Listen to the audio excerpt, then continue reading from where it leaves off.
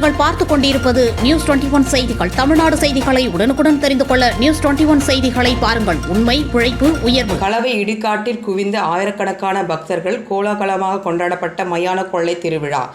தமிழகத்தில் வட மாவட்டங்களில் மயான கொள்ளை விழா நிகழ்ச்சி நடைபெற்றது.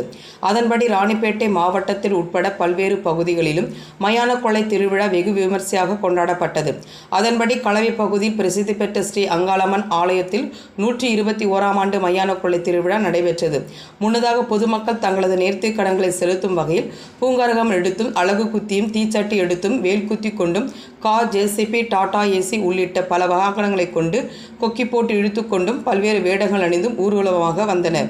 மேலும் பல்வேறு வண்ண மலர்களால் அலங்கரித்த அங்காள பரமேஸ்வரி அம்மன் பம்பை உடுக்கை மூலம் மேளதாளம் முழங்க ஊர்வலமாக அழைத்து வரப்பட்ட அங்காள பரமேஸ்வரி அம்மனுக்கு சிறப்பு வழிபாடுகள் நடைபெற்று கற்பூர தீபாராதனை காட்டப்பட்டது. தொடர்ந்து சூறையாடல் நிகழ்ச்சி நடந்தது. சூறையாடலின் போது பொரி, உருண்டை, எலுமிச்சை, கடலை, பழங்கள், கொழுக்கட்டை ஆகியன சாமி மீது வீசப்பட்டது. இதனை பக்தர்கள் பக்தியுடன் சேகரித்தனர்.